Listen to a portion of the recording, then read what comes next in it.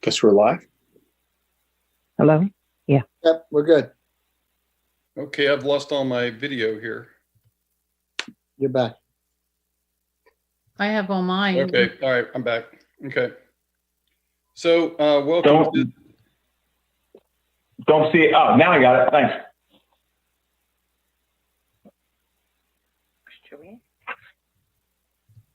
mine keeps flipping out. But I'll press on.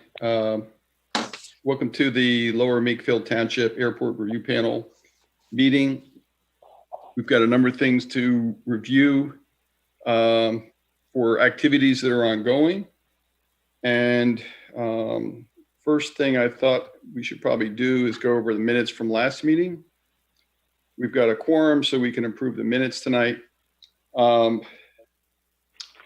The first thing on the minutes was we were discussing updates and Congressman Fitzpatrick's office receiving a letter from the FAA basically telling them that their concerns about segmentation were pointless, the concerns about water pollution issues were pointless, et cetera. So they just blanket, gave him a complete turn off on everything that he had brought up. So as a panel, we asked the Board of Supervisors to provide a response back to the congressman to rebut some of these points. And I've as yet had no response from the Board of Supervisors on that. So we will bring that one up again. We discussed the Trenton Threatened Skies status, that they've been actively updating their website and recruiting more people from New Jersey. So we just had a discussion about that and presented the www.trentonthreatenedskies.com. We discussed briefly the news blurb put out by Barbara Lichtman regarding the FAA response to the congressional mandate in the FAA's 2018 Reauthorization Act, and where Congress was asking them, the Quiet Skies Caucus had asked them to institute or study new noise metrics that would be more representative of what people experienced rather than the 24-hour average. And the FAA told them no, just flat out, we have the policies we have, we're not going to change them, sorry. And so we would like to get more support. Another thing we were trying to do in our ask to the Board of Supervisors was to reach out to a larger group of politicians at the Senate level for Pennsylvania as well as New Jersey to push back on the FAA and say, you can't just diss this request or this mandate from Congress of what they need to do. You can't sidestep what Congress is telling you to do. We brought up that Mercer County had an overview of the airport projects. That was discussed, that the fact that they have an expansion plans to the tune of $177 million. Inquiries into how they were going to fund this large expansion were basically not answered. We got told we need to put in FOIA requests, that kind of thing. And it was also unclear as to what fraction of these were being paid by the federal government versus county or state funds. They definitely had in their plan that a large fraction of the loans for doing these projects were going to be paid by air traffic fees, which in the time frame that we're in now, where there's so little travel, obviously seems like a real problem. And who's going to be holding the bill when they can't pay them with facility fees because there's so little air traffic? Let's see. Part of their plan was to court additional airlines to come to TTN, and they were going to be voting on a marketing firm to do that.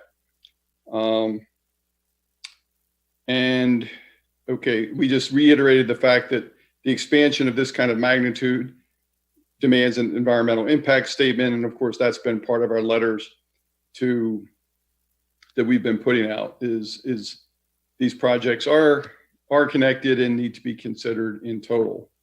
So we asked the Board of Supervisors to make the recommendations on the FAA response to Congressman Fitzpatrick.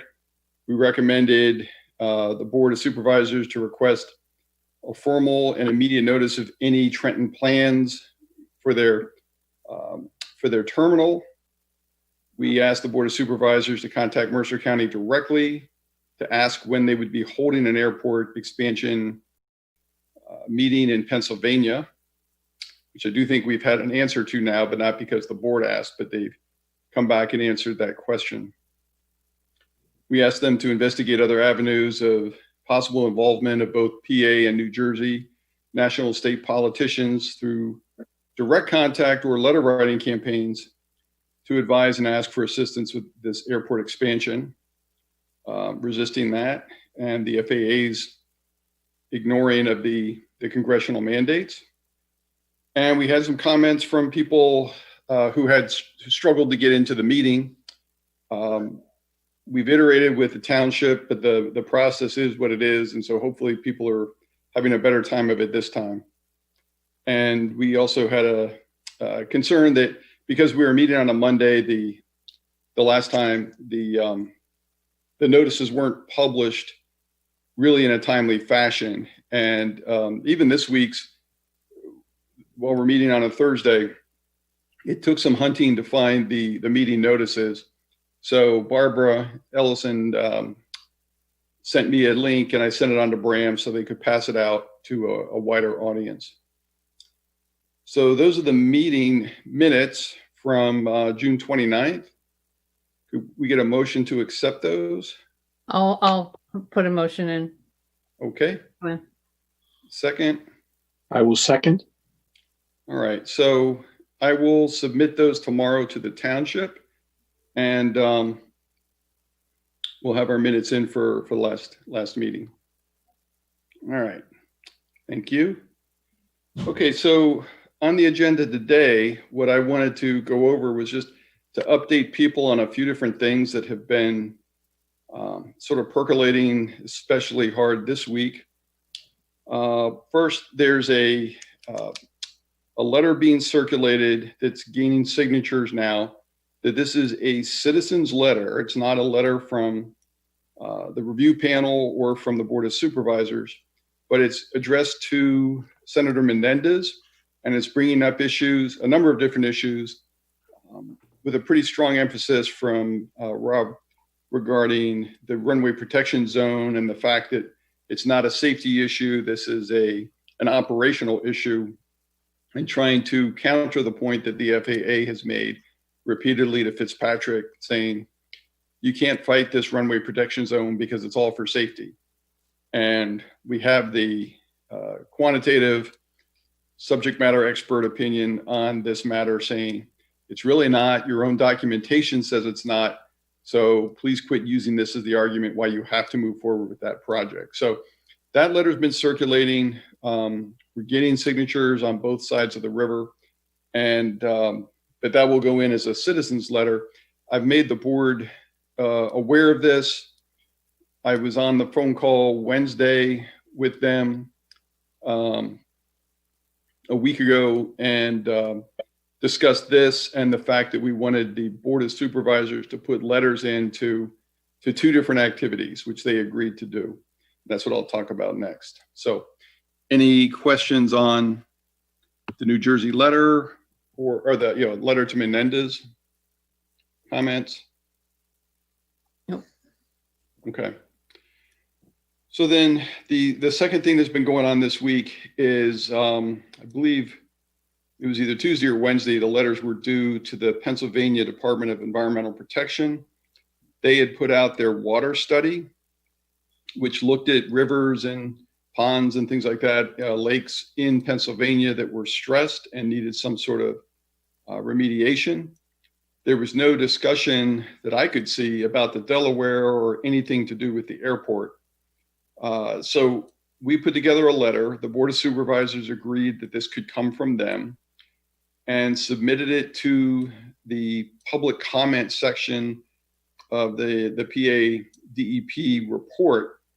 And so I put together a letter just summarizing our concerns about the growth in the airport, the issues that we've been seeing, and referenced, and I included the Congressman Fitzpatrick's letter that Dan Grenier had provided most of the input for about the PFAS issues and the fact that the excavations were going to be going on in locations where there were known PFAS contaminants. So I submitted that the morning of the due date. Fred Weiss received it, passed it on to the township manager and somebody else there, and they executed it and submitted it. So that went in for the DEP, and the tone of the letter was to say, we'd like to bring to your attention that this is an issue for the drinking water for the people in this area.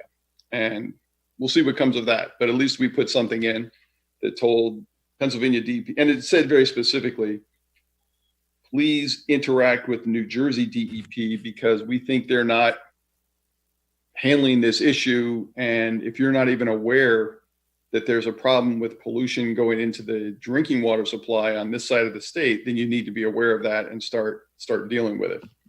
So I was pleased the board just agreed to do that. And even though it wasn't something they had discussed in a public meeting, they said, as long as the material is stuff that has been presented to the public before, they're good with that. And so that was the tone of the letter I wrote, and it was including the comments from the congressman. And so it was a pretty easy sell for that to go in. The one that goes in tomorrow is the letter I circulated to you today. And it's kind of the same tone, but it has to do with the New Jersey Clean Air Council. They've requested comments, and it was on a very broad agenda they had about ports and airports.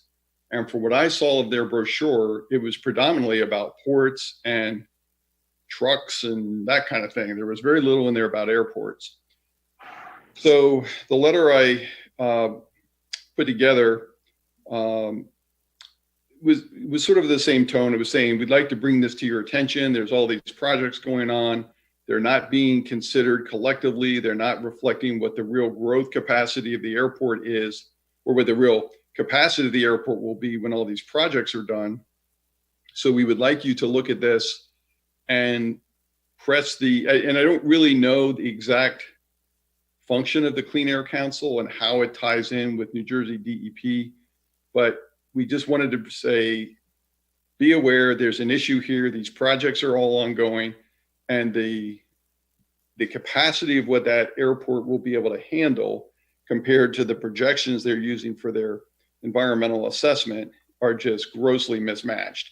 And we'd like you to address that and protect the health and welfare of the citizens on both sides of the river in this area and the environment. So has everybody on the panel seen that? Yes. Yes. Yes. Okay. Well, with 4 of us here, we can vote on it. Can we submit that? Can I go ahead and send that to the Board of Supervisors to pass on? I'll give you a first. So moved, Second. yes. Okay, great. All right. So to the people from the public on here, what I will do is ask the board to send me copies of what they have submitted, both to the PA DEP as well as the New Jersey Clean Air Council. And if they give me those, which I'm confident they will, then we can put those out through Bram or somebody to disseminate more widely. So everybody can see what kind of comments have gone in. But at least we got support from the supervisors to go in for those and participate in this process. I was hoping we'd have Joe here tonight to comment on his findings with respect to the budget. He's been making progress. I've talked to him this week. And what I want to do is develop a second public letter, and it would take advantage of some of what he has learned about the budget and bring up some of the the segmentation issues, the capacity issues, the things we've been talking about for quite a while. But I wanted to do another citizens letter that would be signed off on both from people on both sides of the river, but send it to New Jersey and PA politicians to just put this out there that, you know, including information like the FAA ignoring the mandate to update the noise criteria, the budget issues of how are you possibly figuring you're going to get this money back, and why are you spending this kind of money in a time when the travel is that in a big downturn. So that's sort of the next thing I see coming, and it would include some of the budget information that Joe had going on. And so that's kind of a wrap up of what's been going on. Is there anybody from Trenton Skies that could update us on the lawsuit or the activities going on there?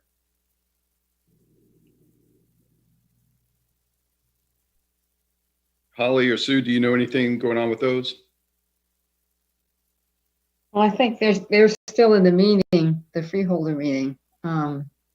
And I know they were finishing up deadline work for the lawsuit, but I have not gotten an update on where they are specifically on the lawsuit. I'm trying to get that information through a variety of channels, and as I hear about it, I'll let everybody know.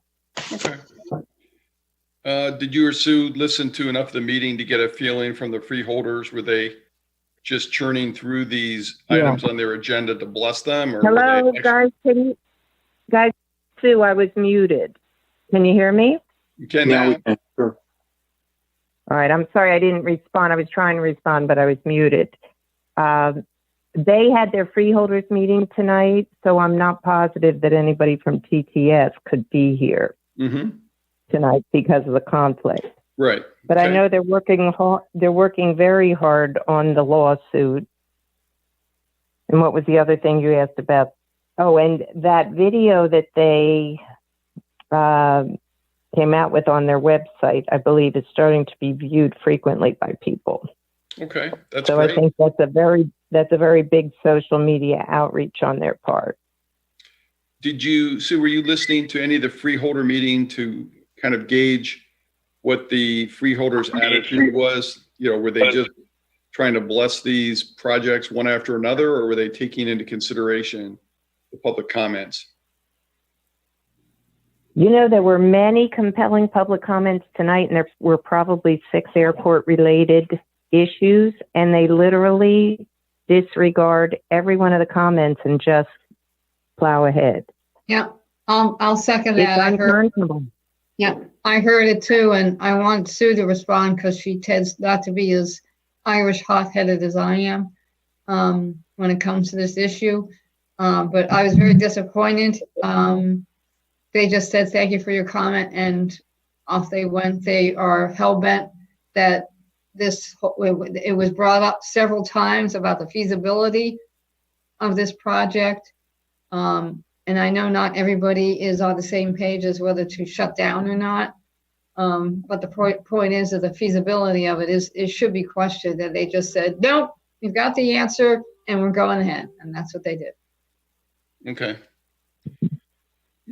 Well, what I really don't have any insight into is whether us addressing other politicians, like at the senator level or whatever, can have any impact on a budgetary side. Can we pressure them by, if the senators and congressmen say, you can't have the money unless the following criteria are met? Or is it kind of a moot point and they would say, it's their business and it's not appropriate for us to be commenting on what Mercer County is doing? Well, do you want my gut? Yeah, I just want to know where we can apply pressure, because they're obviously not listening to the public. I think all we've got is public pressure at the federal level to start to move the needle. And I think they need to know that the public's starting to get educated in New Jersey and Pennsylvania to the point where votes are going to be at stake. If they don't start paying attention and putting pressure on the FAA to do the right thing. And actually, we're starting to ask unequivocally, the public is, that they just oppose the expansion in its entirety. That's the mantra. Because we keep talking about the evidence that it's not a good thing for Mercer County and Bucks County, PA. So, and both health-wise and home value-wise. So I think letting all politicians know is essential, and letting them know how educated the public is today and will continue to be, and that it's building steam and momentum, and that they will be held accountable for their decisions on this. So both actions and lack of actions. They'll be held accountable. Rich, it's Peter. Yeah. Go ahead, Peter. Thought, and I don't know what New Jersey law is, but you know, the pictures that we all saw during all these demonstrations and whatnot galvanized a lot of people. I'm wondering if the Jersey people can video the meetings on their cell phones and then post it on the sites, for the rest of the world to see, so to speak, and galvanize a groundswell. Sometimes they prohibit, it's a public meeting, and sometimes, they may have some conditions, but getting some video on these other websites may be able to, whether it's Facebook or whatever, would bring some people in. And also, they would see that their actions are very arbitrary and capricious. You're talking about the freeholder meetings, right? Yes, the freeholder meetings. Thank you, Joanne. We've seen many of these things, whether it's in Pennsylvania or elsewhere, where you see a scuffle break out and someone on cell phone has taken a video of that. And that may be an approach to really get them really buzzed on this sort of stuff. It's a great idea. 100 people, maybe 100,000 people, or Mercer County people. And when they start hearing $177 million, and they start saying that, we don't have the revenue, and COVID is cutting down on tax base, where's all this money coming from? That's something they're going to have to address. It's a great idea. Peter, who can investigate whether that's a possible thing for them to do? I would ask Potter a quick question like that. Just tell him, is there any reason why we can't take cell phone pictures of the meeting? And by the same token, let's say there is some restrictions. What are they going to do? They're going to be on a cell phone saying, no, you can't take these pictures. The pictures will have already been, on that cell phone. If they go ahead and confiscate that cell phone, that's another story unto its own. It just keeps on growing after a while. Mm-hmm. Well, it's also a public meeting, so there aren't any specific rules right now, but what constitutes what you can and cannot do during a public meeting. Okay, well, fine. Do As far as I know. they record the meetings themselves and post them? Are they? So I'm wondering if they record the whole meeting, we could take that recording and just edit out the relevant part and put it on. You're right, Joanne, but except with the FOIA request that you may have to get it, it may take, the way these operate, it takes 6 months, maybe or longer. Yeah, it depends on whether they post it on their website. I don't know if I don't know either, but I'm saying. I've never seen it. I've never seen it. Okay. Yeah, I'm not aware that, well, I don't believe they post it for the public, but they may make a recording for themselves and keep it. Would that be like a government to government conversation? But then we couldn't, but then we'd need a FOIA. It's not Yeah, a right. FOIA. Yeah. May I ask a question? For this, go ahead, Brendan. I have a question. Who recorded or put together that video? That was really well done. Trenton Threatened Skies did. I'm going to That guess was it's Deborah Bateman's kids. very Yes. professional. That's the venue to put that video if we can get it out. They do have a marketing person, so it could have been in conjunction with the kids and the marketing person. And just as an FYI, guys, I sent a copy of that to our Attorney General, Josh Shapiro. Wanted to see if I could get a response from him, but he seems to be someone. He seems to be someone who defends threats to the citizens of Pennsylvania. So I sent it to him. I've sent him 2 notes, and I've not received a response yet. First one went out 7th of July. It's not surprising because about 6 months ago, not before COVID, I had the opportunity of meeting with him in New York with a client of mine, ostensibly to help his candidacy. And I spoke to him about our issue. He gave me his card and please contact me. I did repeatedly, zero. So of course, when he was here fundraising on his internet, I was blatant. I said, now that you need us for some money, I said, whatever happened to our and Steve Santisario was copied on those emails as he had suggested, and neither of them responded to me. And I know Steve fairly well. I'm disappointed by Steve, but the Attorney General just to me is an empty suit. And so when he comes here, I'll make that point to him. But the more we generate steam with the residents with petitions and routing that video, which I agree is extremely effective, the more they'll tend to perk up. You get a few thousand signatures and then you send the water petition along with that video to him again. He might give you 30 more seconds than he did the first time. One other question, guys, before it escapes me. I know he's very, very friendly with former Rep. Dave Style. Does anyone have a contact for Dave? I mean, I know Pyro is friendly with Dave Style. I sent him a note and I said, "Oh, they were very, very good friends. They chaired several committees together in Harrisburg, and it was a clear example of bipartisanship, in my opinion." And I complimented Dave on it about 5 years ago. I saw him at the graveyard down in Yardley, where he was one of the reenactors.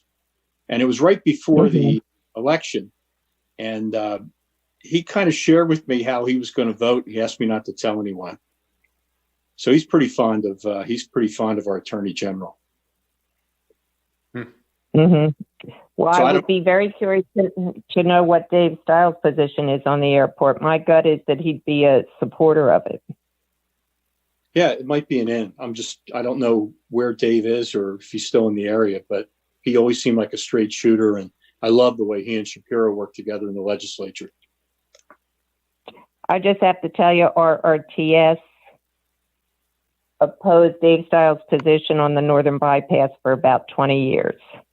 That was a 4-lane highway to connect Interstate 78 to 95 that would have run around Newtown Borough and down Stupeville Road and Lindenhurst Road. So I believe Dave Style is a proponent of moving the goods at any cost. So I would just urge caution when you talk to him. Kind of desensitized to the fact that I believe he is a proponent of moving the goods at any cost. Got it. Yeah, I have no contact with Dave Style. I just sent the note that I'll forward to the group to Josh Shapiro. Okay. Peter, what occurs to me on your comment is even if we couldn't get a video, if we had a series, I could just envision something where you had a series of comments from the public. I'm concerned about this. I'm concerned about this. I'm concerned. And then you followed it up with a, thank you for your comment. We approve this motion. And then if you sort of did that on each motion and just showed every public comment was ignored. Right. Maybe there's a way to do that because getting a video of, a Zoom meeting is going to be a little challenging. You're not going to get the scuffles. So, but I think that's worth bringing up and, to TTS and saying, would they want to consider putting something like that in there that's a little more, sort of showing the lack of concern for what the citizens have to say as they just press through on their positions. I can mention that to them. Okay. Or Richard, if you want to mention that to them, I think it would be great. I can put that out to them and just see how they respond. And I'll copy you on that, Sue and Holly. Okay. So here's my question, Rich, because I'm looking at my screen, my Zoom screen. Yeah. In one spot it says stop video, and it says record. Okay. So does that mean that I can start a video and record this meeting on my home computer? I believe so. So if that's the case, that whole concept of what's going on, Yeah. That's if it's enabled, Peter. Oh.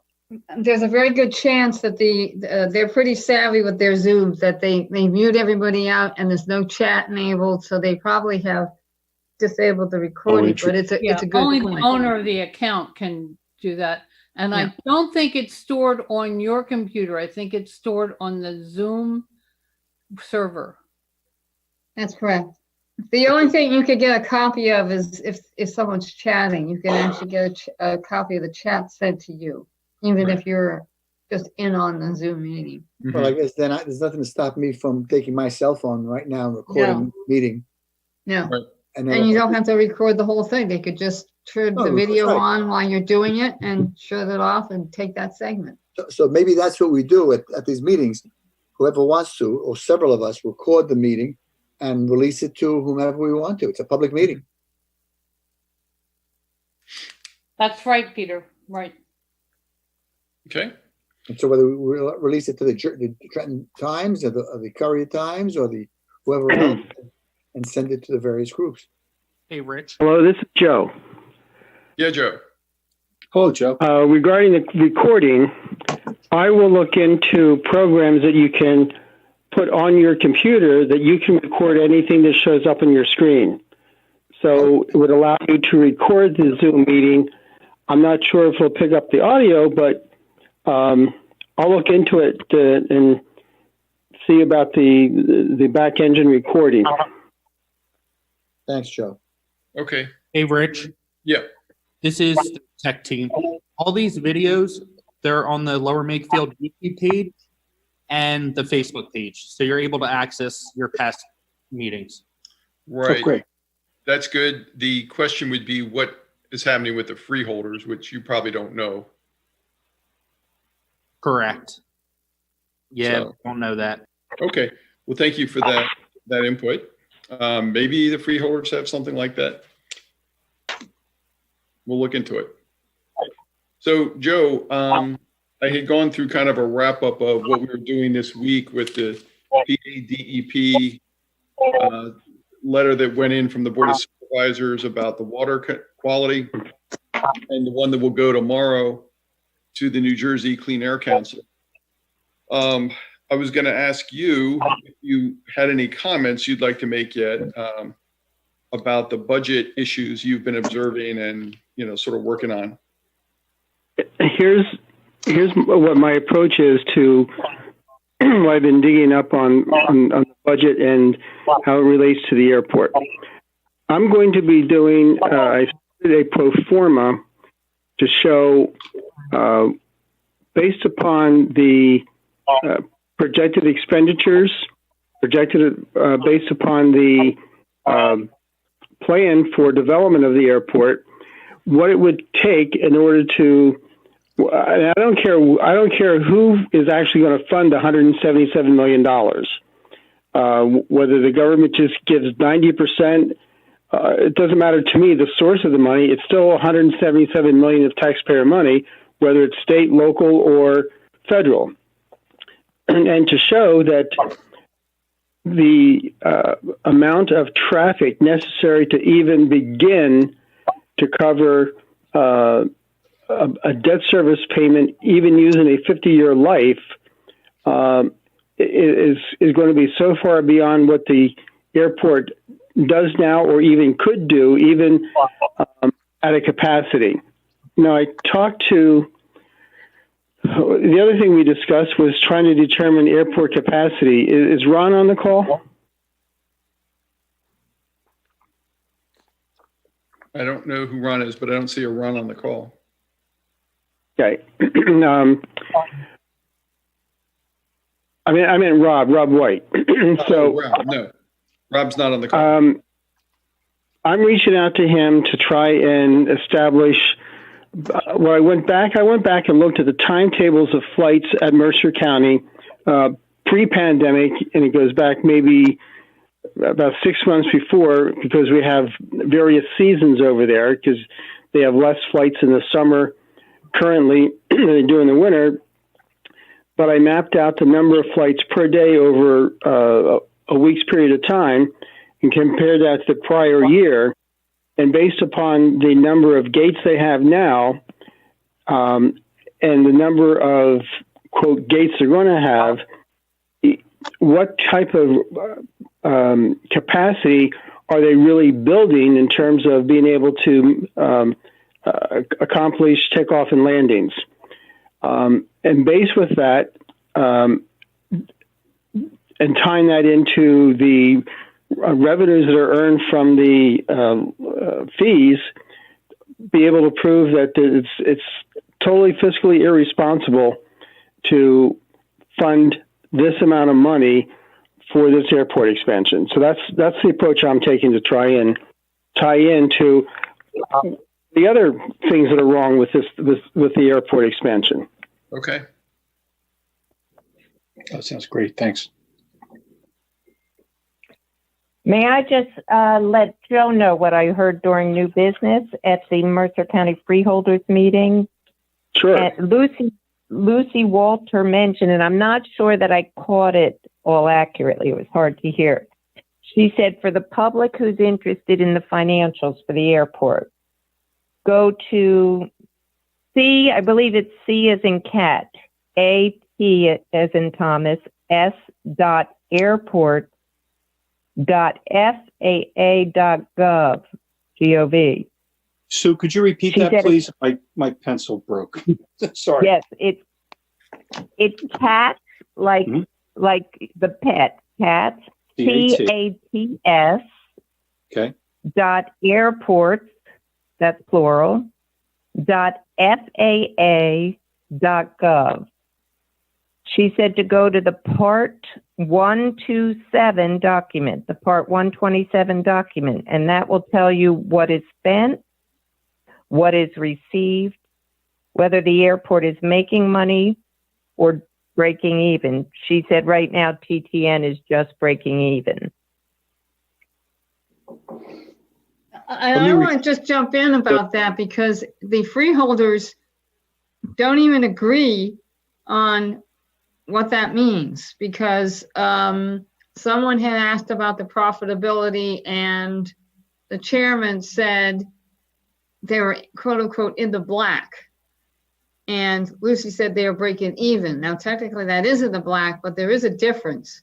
So I frankly don't think they have any clue what the airport is doing as far as financially. The other part of trying to determine if they're in the black is what is the source of funds that they're using. If it's all from fees and no other outside source, I can't believe that they're operating in the black because they don't have enough flights. They don't have enough consistent flights during the whole year to sustain an infrastructure of that size for the whole year. And I will look into that further to see if, in fact, they're only using internal receipts and disbursements, or are they excluding debt service? Are they excluding some other expense that is, quote, off the books?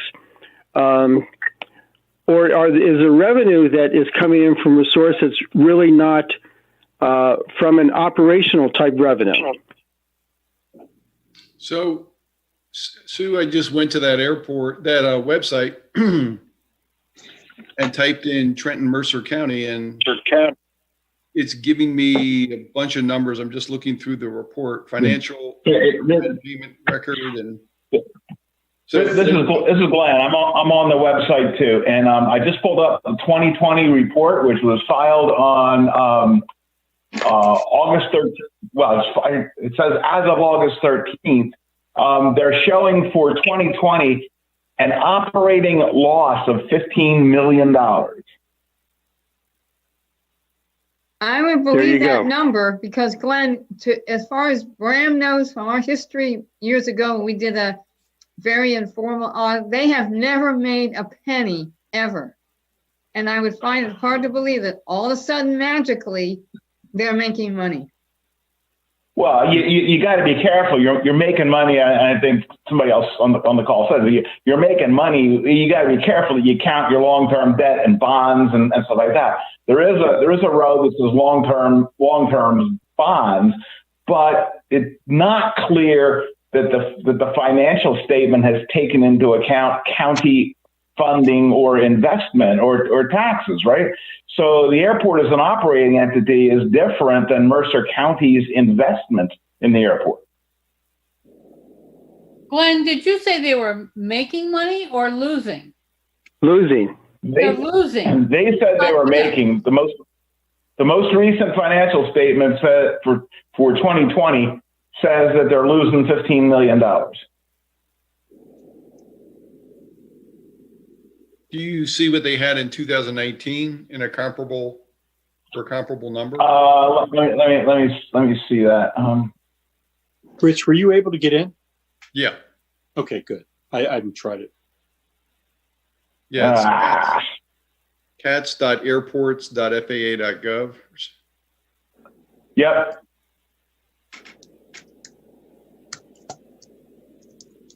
The website just froze on me, so I will look. I wrote it down and I'll follow up on it also. Okay. Great. Well, thanks, Sue. Good tip. You're welcome. I was so glad. Now, the interesting thing is Lucy Walter brought that up at the end of the meeting under new business after they had all voted unanimously for all of the resolutions. That's not transparency. If she knows information and the public has just spent 40 minutes with many oppositions to the airport, she should be mentioning that while the public is conversing with them. Yeah. And you would think they would take some of that into account, but they don't. They just approve regardless of the facts. Right. Well, that's what the other thing I wanted to mention is I can get the exact date of the meeting if you need it, but they did approve the $54,000 to be spent on the marketing firm to pursue to get other airlines in there. Okay. I think that was March. Well, No, in March, what happened was twice, I think Lucy Walter asked them to table it, and they did. And then in a very recent meeting, without them having said it was going to happen at an agenda meeting, we got to the formal meeting, and it was after public comment. It was because it wasn't on the agenda, the public couldn't comment on it. They brought up that they were revisiting that. This was the third time now that administration had pressured them to revisit that. And they approved it with, I think Lucy Walter was the one no, but they approved the $54,000. And I know in our RTS's public comment, we said that was unconscionable that they put it on the agenda after the public comment period. So we couldn't even comment on it until the end of the meeting after they'd already approved it and it was a done deal. Well, I mean, that's what I just don't know what leverage we have with our politicians. If they're, them approving these resolutions doesn't necessarily mean they're getting the money, right?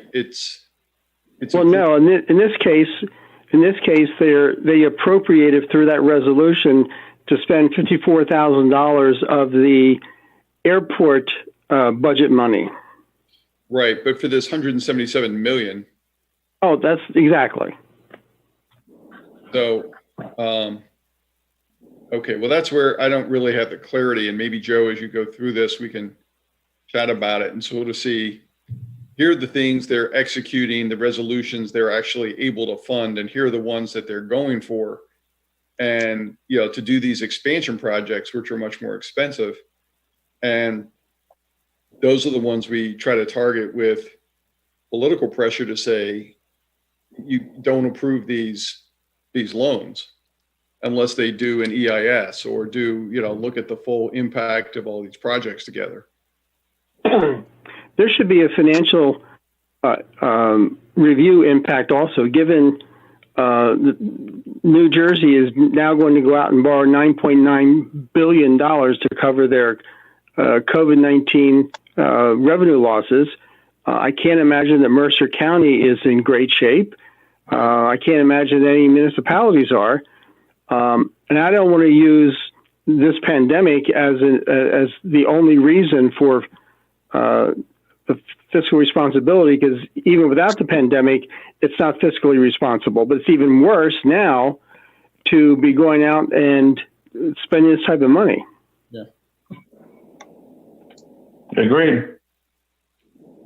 But I think it was a fiscal irresponsibility story, here. I think if this can be articulated, that's a great thing to see if you can get, New Jersey somebody in the New Jersey press, newspaper, television, whatever, kind of get some media on our side. I just thought of something that did not strike my brain until you're just talking about marketing and getting the word out there. I know someone from my past who actually, what's that New Jersey channel where they have these half-hour meetings or 15-minute meetings where they have these panel discussions? Don't know. It's on the New Jersey Public Channel. I'll get more information and I'll send it out. But I know somebody who actually used to be involved in that, and I can see. I'll get more information. Get back to you. Okay. Might be a way to get Thank you. 5-minute spot on the television. That'd be great. Okay. Daria Long, you've been on here and patient listening to all this. Would you like to make a public comment or?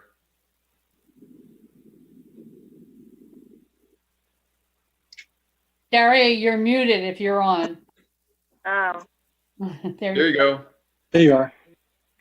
I am just listening in because I'm just very concerned about the situation, and as the travel bans go away, hopefully when COVID goes away, I think the airport traffic's going to pick back up. So it goes right over my house. So I was just listening in to hear what was happening and seeing what we could do.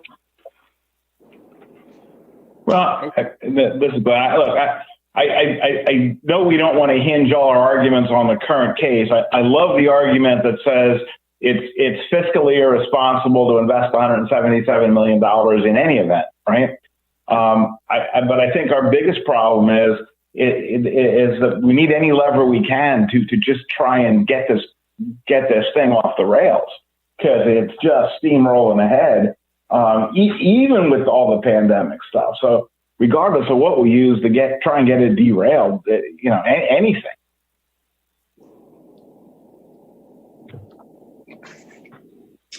Okay. And let me, if I can, Rich, just add one other comment building off of what Glenn said, and that is, whether we could stop this monster going forward, any leverage or trick that we could get them to delay, slow down, have to reconsider, is all something that goes in our favor. Well, that's certainly true. And that's what I'm trying to figure out is if we got support from politicians, can they have any impact on this? Or, the politician's going to wash their hands of it. And so there's pressure on that could be applied to the DEP to say, you need to consider these projects together, even if the FAA isn't. There could be pressure applied to the FAA by more congressional or senatorial support to say, why are you ignoring our mandates? Why are you ignoring what this project obviously is? And maybe there's budgetary pressure. So I'm thinking that, the letter to politicians on both sides, trying to target specific asks to say, look at the budget, look at the environmental protection laws, look at these different issues that we can apply pressure in different capacities. And if they did slow it down to do an EIS, that would be a pretty major stumbling block for them trying to move forward. Yeah. So I think we do all of the above, Richard. Yeah. I think we do it all. Well, and so, we will re-engage with our supervisors to say, we want these meetings with the politicians. We want your support to the politicians, but at the same time, I'll take it on myself to put together another letter, just like Peter did with Rob, that we can put out to politicians to say, you've got to help us with these issues. You represent us, and we're not being represented now by the local politicians. So please help. So, Rich, you mentioned early on when you were reading the minutes that you had an answer on the PA meeting. Which meeting? You mentioned they were supposed to have a town hall in Pennsylvania. You said you right.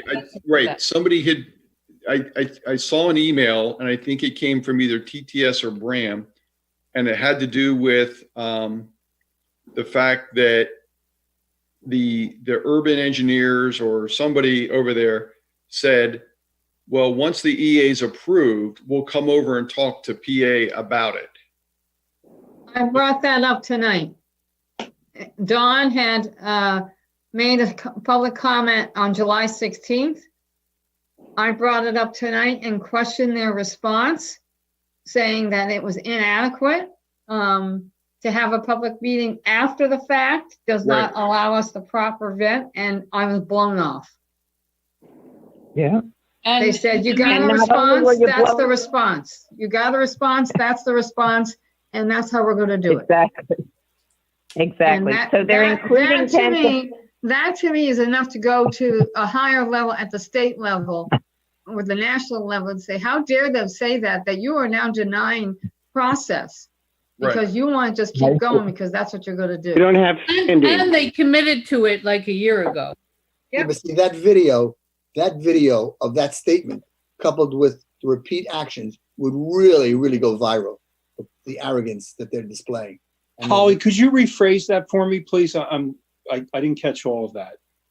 On July 16th, Don Wilcox made a statement to the freeholders referencing, he gave the whole history of when we were going to have public hearings. And to date, we hadn't had one. And he asked, when are we going to have one? And they said that they would take it under consideration, which they did. They gave it to the appropriate people. He got a response, and the response was, we're going to have the public hearings after we get the results of the EA. Tonight, I took up that charge and said, I recapped it very quickly and then said, this is a little too late. It's not appropriate. You're denying the ability for the public to give input. And I was told very nicely that we gave you a response and it was adequate. And Holly, may I just quote the response? Don had said that it was more than 18 months ago that TTN promised to have that meeting. That's correct. And that's true. He got back this response from the Mercer County freeholders. It was an email stating, we forwarded your communication to the county administrator. Please see their response below. And here is what Lillian Nazaro, the attorney who's she's the county administrator who reports to Brian Hughes, wrote, Chairman. This is to the chairman of the Freeholder Board. As previously discussed in freeholder meetings, a public meeting will take place in Pennsylvania as soon as the EA is approved by the FAA. That's what the county has every intention of going forward with the public meeting, and residents of Pennsylvania will be advised accordingly. Finally, the meeting will most likely be a teletown hall meeting. Thank you, Lillian Nazaro, Esquire, Mercer County Administrator. So that sounds pretty onerous where they're going to tell us what's going to happen with no public input. Right. Well, by law, you release the EA and then you have public comment. And let me just recap what happened 25 plus years ago. You could all roll your eyes, but that's what happened is the EA came out and we disagreed with the EA. And we made comment, and then they shut us down. And when they shut the public down. And when they shut the public down, that's when Brad said, you know what? You're breaking the law and you're claiming a Fonzie where you haven't even listened to what we said. So they're going down the same path, but they're making it sound like, and I guess they are abiding by the law. But once the EA is done, they're halfway there. They're just going to listen to what we say exactly how they listened to us tonight. And they'll rack it up, and then they move on and just keep steamrolling. The steamroller just keeps going. Okay. Well, that's why we got to try to hit on the soft spots we can see. And I think it's going to be pressing these politicians to push on the topics we've already discussed. So, but, I agree. I'm going to try to find out if there's another angle regarding this whole public hearing thing. I can't believe that there isn't. Yeah. So I'm trying to do some research on that just to see if there's another angle. But clearly, just saying that it's too late and you're not going to listen to us, it doesn't mean a thing to them. Right. Right. Well, that's why we've got to go above them. Yeah. Yeah, it's either that or face them in court, which TTS is already trying to do. So, okay. Well, I think that's. Well, or I just want one thought from that. Or look, there's a different kind of court case that around their lack of process and public hearing. That's potentially an entirely different court case. Not understanding that that's long and expensive. I don't see how you press that case, though, that if they have a public meeting, they take your inputs and then they just ignore you, they can say, well, we had our public meeting, right? I mean, how do you, it's like we didn't get our way, but. Well, that's the problem, is that it's disingenuous. Oh, yeah, but the argument then is that their actions are arbitrary and capricious and contrary to the facts on the ground that they were just ignoring. I mean, you just can't ignore what other engineers or specialists are saying and just say, well, we don't believe it. Tell us, let them present their side of the facts.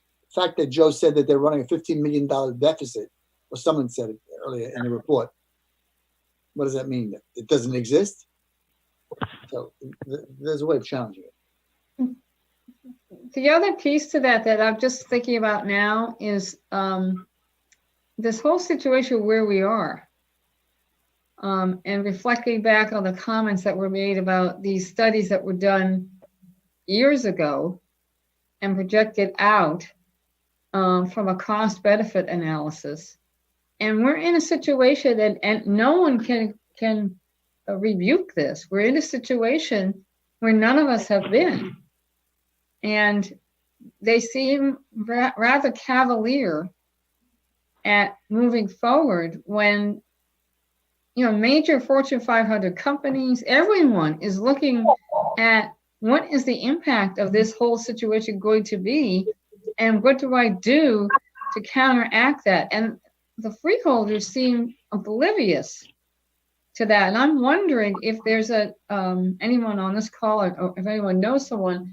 There seems to be, there's got to be an angle about applying a study that was done, presented 3 years ago, that was done 5 years before that, and using that as a kingpin piece to develop when we're in a situation economically and every other way of imagining life that was never, ever anticipated. Yeah. For example, do you think Disney is using 5-year-old projections on theme park attendance to figure out what their budget's going to be? I don't think so. Yeah. Well, there's the budget they show out to the public, and there's the plan that they develop behind the scenes, such as bringing in another airline. Mm-hmm. Right. That's exactly right. By the way, I pulled up the FCC. I pulled up the FAA financial report, the 2019 financial statement shows an exact break even. Okay, so they were right. Okay. Lucy's So- right. So, we have to be careful about the arguments we make. If on one hand, we're arguing that they don't have the volume to support this airport, on the other hand, we're saying they have so much volume, they're already over, what they said. We're speaking, so we need to kind of thread that needle carefully. Totally agree with you, Joanne.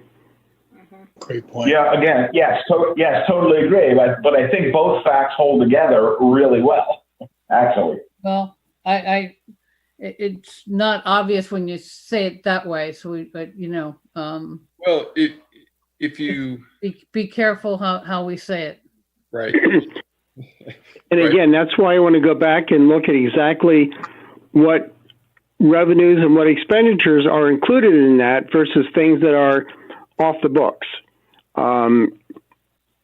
Because as I said earlier, I don't want to use the pandemic and the financial situation from the pandemic to drive our argument, because that's really not what's driving it. It's all the other facets. It's the environmental. It's the total cost. It's the fact that they have to double or triple or quadruple volume in order to pay the future costs. Because in that budget, they haven't started paying for that 177 million, or very, very little of it. So that budget is meaningless because it's based upon buildings that are fully depreciated, and they're not putting any capital back into it to maintain it because they're going to build a new one. So it's an unrealistic, even if it's a break even, it's very unrealistic. Yep, agreed.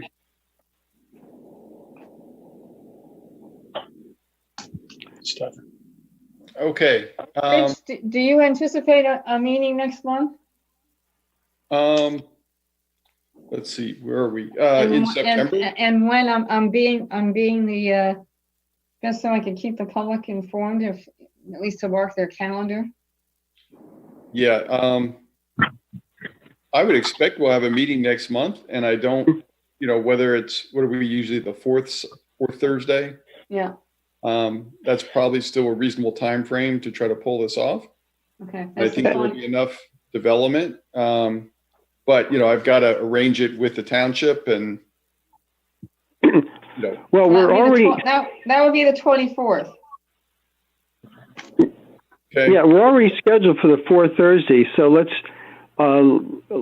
just try and keep that unless there's other objections. Okay.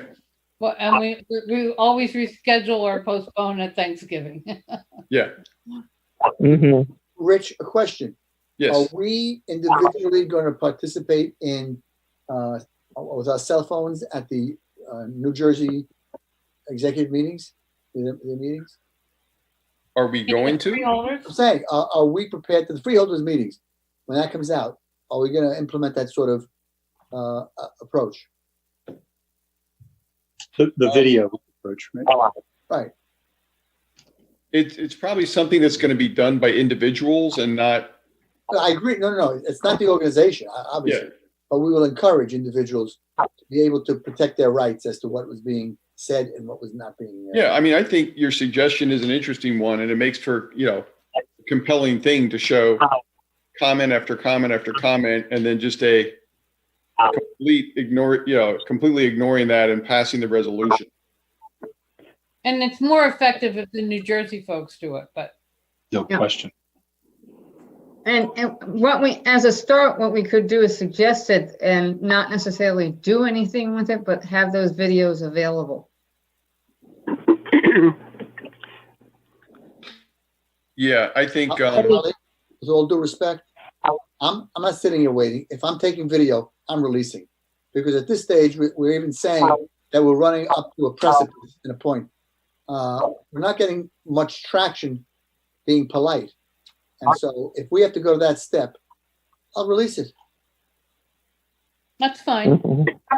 If I had known, I would have done it tonight. That's my position. Well, both- Holly, your point's well taken. Is the group interested in me emailing you the script from Holly, Glenn's, my comments tonight, and Robin Karff, president of TTS? I mean, I think they were very well thought out and impactful, and you can take a look at the comments that were made and then all the resolutions they approved, just to give you a taste of it. And, you know, we've got it all down. It's not a video, but we've got it in script. Well, I'd like to see it. The question is, how would you put it out to the public to get people incensed about it? And would it be through the TTS website? There's the Facebook and the other social medias. Plus, there is a Pennsylvania station that broadcasts out of Trenton. I forgot which one it is. Channel 6. Say again? Channel 6 used to have an office in Okay. I don't know. train What they station. do. Yeah, one of their local bureaus. They're Or do you always looking for suggest news. putting a video out to them, or? Yeah, if they're interested. I mean, can I just jump in? I have two questions. I think both points are very valid, Holly's point and Peter's.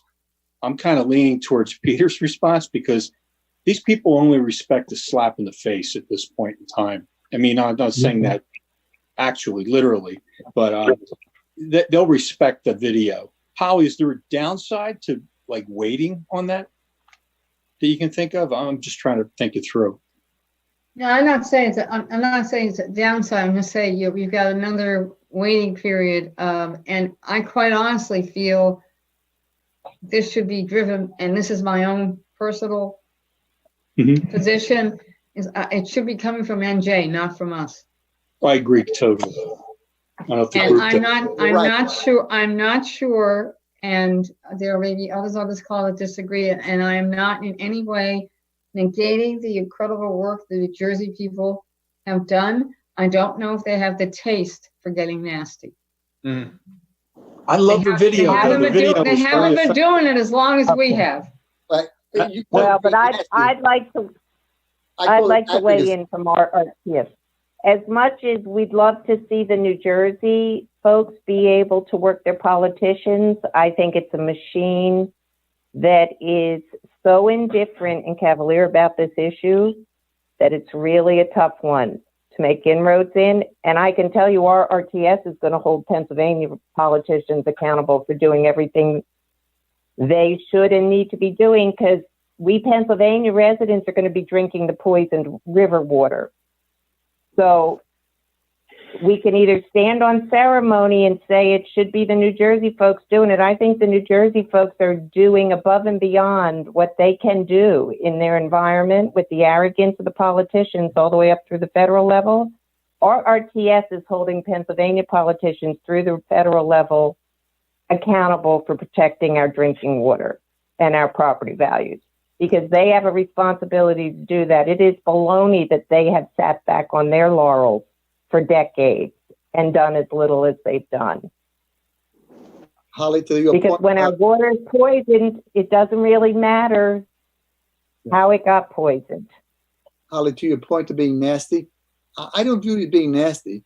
I view it as being, effective advocacy. The fact that we speak a little bit louder than somebody else, and if you're showing the videos should speak to themselves. I'm not looking to taint it or color it. It'll show what's happening, and if it's accurate, I'm just showing what they're doing. I'm not in disagreement. Well, I'm just saying. To Go ahead. quote an old saying, you don't bring a knife to a gunfight. I mean, the other way to do this would be, if we taped what they said and at the appropriate time, and then just ask TTS if they're okay with us releasing it. Ask who? The Trenton Skies. So I'm not doing it as any organization. I'm doing it as Peter Kakian or Holly or whoever. Oh no, that's what I mean. We could do it for them and just say, hey, Robin, we take this. We'd like to release it. What do you think? No. Why do I need permission for someone for my thoughts? If I think I'm right, I'm either right or wrong. And if they say no, then what do you do? You don't need their permission to release a video if legally you feel you can take a video of the public meeting. I agree with Peter. You take it first and don't ask, and just let it go out there, and then let their response by trying to shut it down be another reason for their arrogance and disrespect, Right. and hiding something. We've been talking about I think that's a good battle. Let them try and shut it down. Let them tell us you can't do it. So, well, why? What are you hiding? So yeah, throw it in their face. any event. Good That's stuff. my thought. Okay, so we will, we'll continue pressing on these letters. We can put forward the ideas to, I don't know, Peter, if somebody's going to pursue that themselves for putting information out on that, or the comments from the meetings.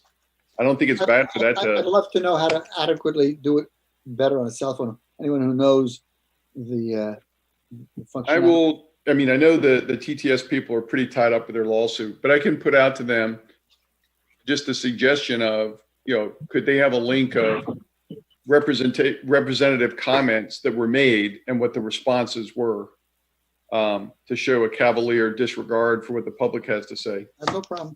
And Rich, is there a way we could definitely confirm that they don't have an audio transcription? There's probably a way.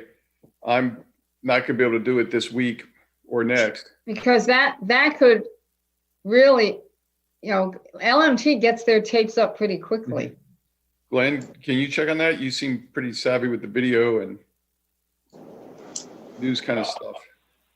I can poke around the internet, but I will look at the Mercer County. I'll look at the Mercer County freeholders website, but I have never seen a meeting transcript on there. I mean, it just seems so. I'll double check.